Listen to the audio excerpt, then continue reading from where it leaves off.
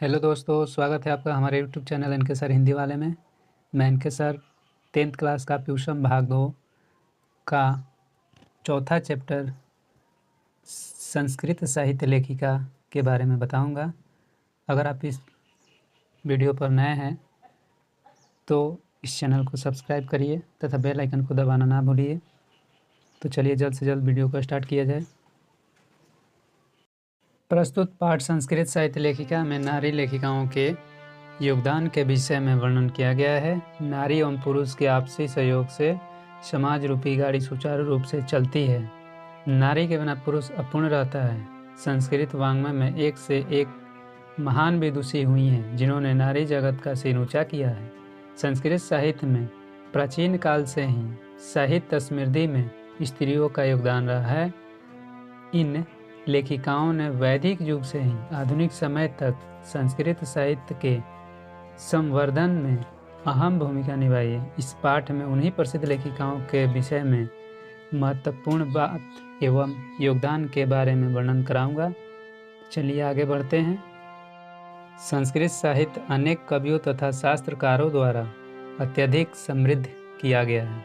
वैदिक काल के आरंभ से ही शास्त्रों तथा काव्यों के रचने एवं रक्षा करने में पुरुष के समान स्त्रियों का भी सहयोगिनी रही है।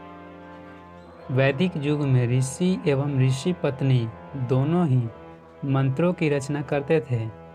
ऋग्वेद में 24 और अर्थवेद में 5 ऋषि पत्नियां उल्लेखित है, जिनमें पांचों में से पहली है यमी, दूसरी अपाला, तीसरी उर्वशी, चौथी इंद्राणी और 5वीं वागाम्भृणी आदि आदि। बृहद्रणायक उपनिषद में याज्ञवल्क्य की पत्नी मैत्रेयी ने दार्शनिक सिद्धांत निरूपित किया है, जिसमें याज्ञवल्क्य के आज्ञात्मक की शिक्षा मिलती है। जनक की राजसभा में शास्त्रार्थ में परंगत गार्गी जैसी विकृति थी। महाभारत में भी वेदांत का ज्ञान रखने वाले अनेक स्त्रियों का वर्णन किया गया है।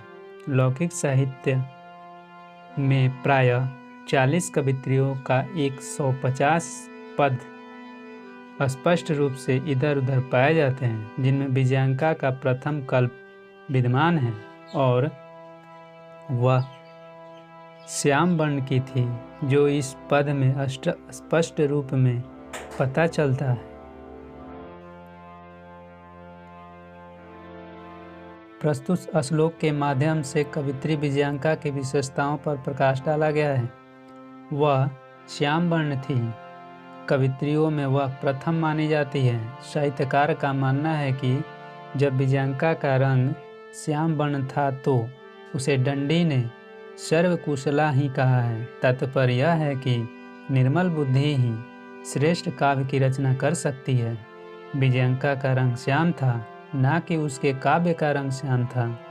दंडी ने उसके काव्य के बारे में कहा है, ना कि कवित्री के बारे में कहा है। उनका समय 8वीं शताब्दी अनुमान किया जाता है। अनेक विद्वानों का मानना है कि चालुक्य वंश के राजा चंद्रादित्य की रानी विजय भट्टारिका ही विजयांका थी। कुछ और शीला भट्टारिका, देव कुमारिका, राम भद्रांबा आदि दक्षिण भारतीय संस्कृत लेखिकाओं की कविताएं प्रसिद्ध हैं। के राजा ने संस्कृत भाषा की रक्षा के लिए जितना प्रयास किया वह ज्ञात ही है। उनके अंतःपुर में संस्कृत के कुशल रचनाकार हुए। 14वीं शताब्दी में कंपन राय की रानी गंगा देवी मधुरा विजयम नामक महाकाव्य की अपने स्वामी विजय भट्ट के आश्रम में रचना की। उसमें अलंकारों का सुंदर प्रयोग हुआ है। उनके ही राज में 16वीं शताब्दी के राज करते हुए अच्युत राय की रानी तिरुमलंबा ने वरदाम्बिका परिणय नामक विशाल चंपू काव्य की रचना की। उनमें संस्कृत गद्य की छटा तथा सुंदर पदविन्यास अति रमणीय है। संस्कृत साहित्य में लंबे समस्त पद का प्रयोग उसी में हुआ है। इस समय संस्कृत लेखिकाओं में क्षमा राव नाम की विदुषी अति प्रसिद्ध है। उन्होंने अपने पिता पंडित शंकर पांडुरंग की महान विद्वानता का तथा जीवन चरित्र का शंकर लहरी की रचना की है। गांधी दर्शन में प्रभावित होकर उन्होंने सत्याग्रह गीता, मीरा लहरी, कथा मुक्तावली, विचित्र परिषद, ग्रामोज्योति आदि उनके गद्य पद्य ग्रंथों की रचना की।